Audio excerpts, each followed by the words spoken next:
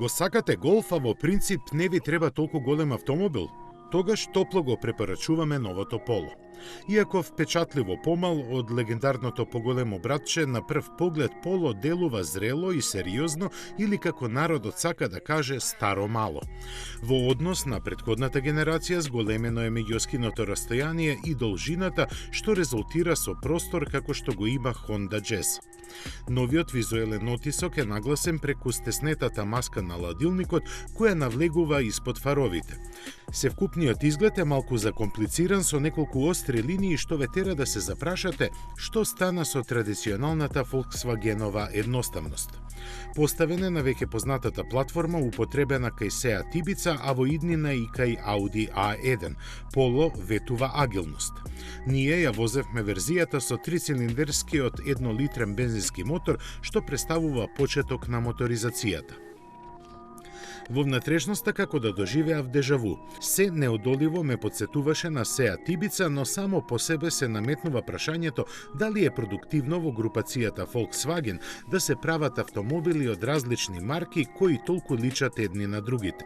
Сепак Поло може да се гордее со опременоста која досега секогаш била едноставна. Технологијата оди напред, па затоа во опционалното опремување може да се вметне 8-инчен монитор. Она што треба да се пофали е серискиот систем за заштита на пешаците, кој сам го превзема сопирањето доколку е потребно. Што се однесува до ергономијата и удобноста, тешко е да се најдат замерки. Впечатокот го расипуваат површините опремени со груба пластика, но за среќа тие се далеку од очите.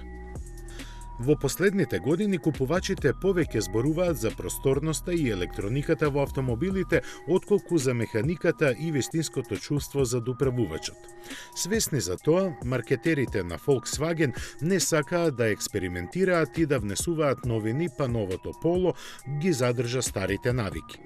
Тој е опремен со Макферсон подпирање на предните и торзиона оска на задните тркала, што е најчеста комбинација во оваа класа. Сепак елементите се добро развиени и тие работат подобро. Во возењето каросеријата се однесува како да е поголема. На мали брзини нагласен е комодитетот и тоа чувство ве следи и при форсирање за кое треба добро да го потерате моторот. Трицилиндерскиот агрегат од 1 литар и 75 коњи не е во состојба да ви понуди возбуда, ниту пак срамежливо да ви го побуди адреналинот.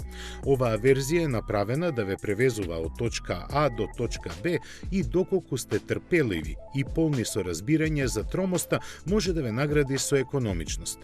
Звучната изолација е далеку подобра од очекуваното, па специфичниот звук на моторот пробива во кабината само кога ги терате цилиндрите да се вртат во високи вртежи.